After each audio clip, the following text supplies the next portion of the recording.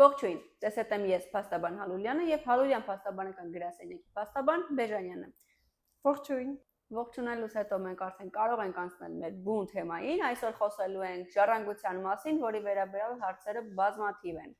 Ժառանգության մասին մարդիկ մտածում են, օրինակ ընկեր Բեժանյան, որ իրենք ապրում են տանը եւ քանի որ իրենք ժառանգն են մահացած անձի, ուստի այդ տունը պատկանում է իրենց։ Ինչ կասես այս մասին։ Նշեմ, որ շատ դեպքեր են եղել, որ ժառանգատուի ազգականները մտածում են, որ եթե ապրում են տանը կամ մեխանիկորեն գույքը անցնում է իրենց,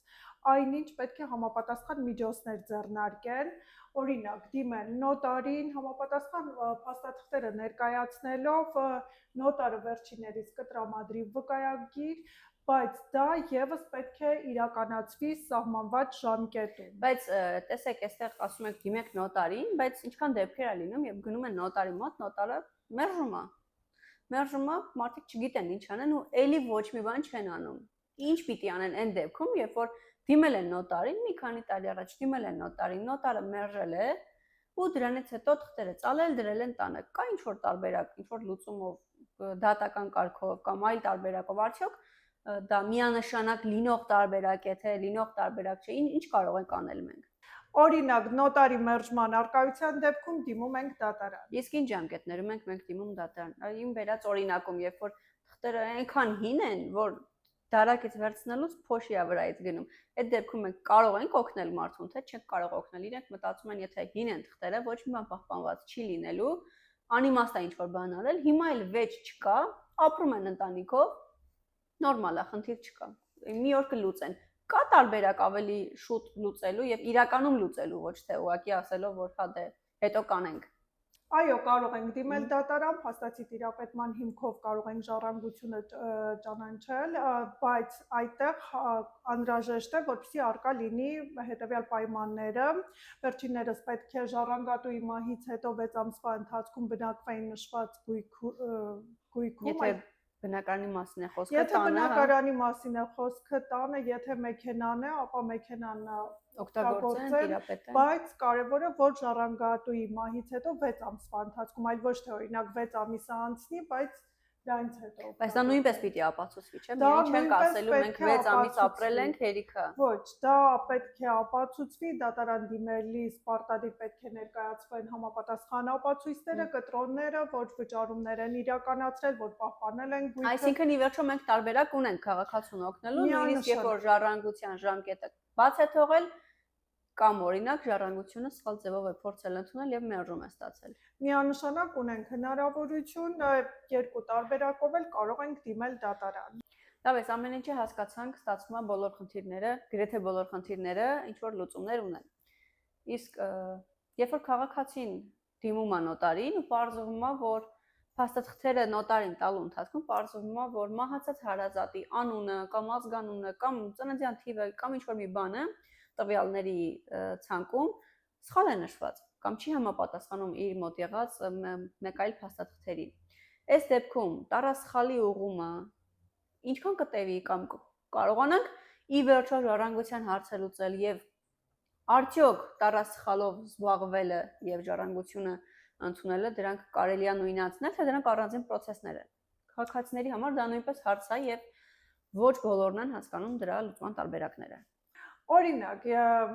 եթե տարասխալ առկա է, պարտադիր քկակից անհրաժեշտ է լինելու մերժում, որ վերջիններս չեն կարողանում նույնացնել անձին։ Այս պարագայում մերժումը ստանալուց հետո սահմանված ժամկետում դիմում ենք դատարան։ Սակայն նոտարական գործողությունների հետ կապված, ժառանգություն ընդունելու հետ կապված մերժումը ինքը պարտադիր չի։ Օրենսդիրը նախատեսել է, որ կարող է անձը իր իրավունքը իրացնի ինչպես նոտարի միջոցով, այնպես էլ դատական կարգով, այսինքն ստեղ եթե ազգանվան հետ կապված խնդիրը լուծելու համար անհրաժեշտ է քկակ դիմել ու եւ ունենալ մերժման փաստաթուղթը, ժառանգության հետ կապված, եթե մերժման փաստաթուղթը չկա, սակայն դու ուզում ես քո իրավունքները իրացնես, կարողանաս ժառանգությունը ստանաս, դու ես ընտրում դիմես նոտարին, թե դիմես դատարան։ Եվ այստեղ մի հարց էլ, որ շատ տարածված կարծրատիպ կա, որ քաղաքացին եթե դիմում է դատարան, պարտադիր պետք է ինքը գնա դատարան, ինչ-որ նիստերին մասնակցի եւ այլն։ Արդյոք մենք կարող ենք նաեւ այդ խնդիրը լուծել եւ եկեք նաեւ ֆիքսենք այն հանգամանքը, որ դիմող քաղաքացիների մի մասը Հայաստանի Հանրապետությունից դուրս է եւ ինչքանով է ողջամիտ, որ քաղաքացիներ լինելով Հայաստանի Հանրապետությունից դուրս, առանց այստեղ անգամ մեկ անգամ լինելու, մենք կարող ենք իրենց խնդիրները լուծել։ Շատ լավ հարց է, իրականում Շնորհակալություն։ Այո, իհարկե, կարող են գտնվել Հայաստանից դուրս, սակայն լիազորեն մեզ եւ մենք գործընթացը արդեն դատական կարգով կիրականացնենք, կներկայացնենք իրենց շահերը։ Այսինքն արձանագրենք, որ ոչ միայն պետք չի իրենք գտնվեն Հայաստանի Հանրապետությունում, նաեւ պետք չի, որ գտնվեն դատարանի դահլիճում, առանց իրենց ֆիզիկական ներկայության, միայն մեզ հետ կապի լինելու միջոցով մենք կարող ենք իրականացնել ամբողջ գործընթացը։ Ճիշտ է։ Այո, կարող ենք արձանագրել այդ փաստը, որ լիազորագրի միջոցով մենք կներկայացնենք իրենց շահերը, վերջիներիս ներկայությունը Հայաստանում անհրաժեշտ չէ, ինչպես նաև դատարանում կարող են դատարանում չներկայանալ։ Դատարանում մենք կներկայացնենք վերջիներիս շահերը։ Բայց եթե ուզում եք գալ Հայաստան, իհարկե եկեք Հայաստան, դատարան կարող եք չգալ, կարող եք գտնվել Հայաստանում, բայց դատարան չներկայանալ, դա նույնպես ձեր իրավունքն է։ Իհարկե, եթե այլ բան չի բխում ձեր շահերից, ինչը կքննարկեք առանձին արդեն ձեր փաստաբանի հետ։ Ի վերջո արձանագրենք, որ ժառանգություն ընդունելու համար պարտադիր պայմաններից է ոչ միայն ժառանգ լինելը, այլև ժառանգությունը ճիշտ կարգով եւ ժամկետներում ընդունած լինելը։ Այս մասին իհարկե այսօր խոսեցինք, կարող եք ժառանգության վերաբերյալ ձեր հարցերը թողնել մեկնաբանություններում եւ բաժանորդագրվել մեզ, որպեսզի բաց չթողնեք մեր հետագա թեմաները, որոնք լինելու են ավելի կարևոր եւ ձեզ օգնելու են, որպեսզի խուսափեք իրավական խնդիրներից։ Սպասեք մեզ մեկ շաբաթից։ Կհանդիպենք։